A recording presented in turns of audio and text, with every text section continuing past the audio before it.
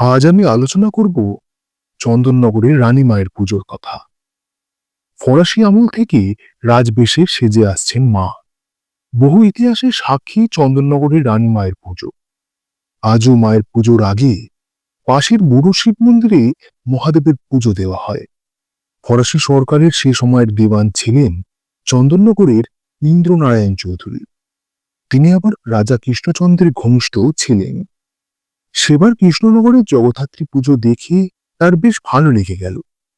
ইন্দ্রনারায়ণের হাত ধরেই পুজো শুরু হলো চন্দননগর শহরে।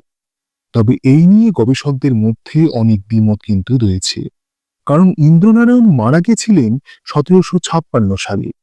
সেই সময় কৃষ্ণচন্দ্রের বাড়িতে জগদ্ধাত্রী পুজো হতো কি না সেই নিয়ে রয়েছে অনেক সংশয়।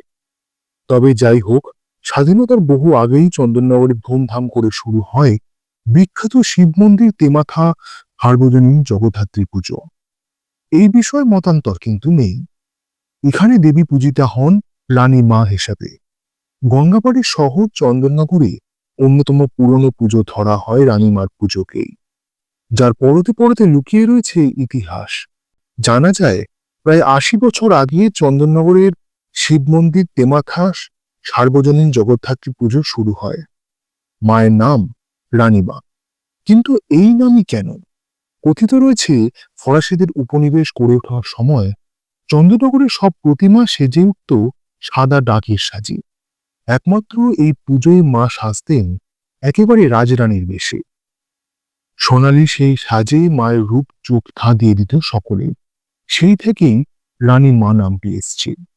তবে বলতে গেলে পাশাপাশি যেখানে এই পুজো হয় তার পাশেই রয়েছে বুড়ো শিবতলা।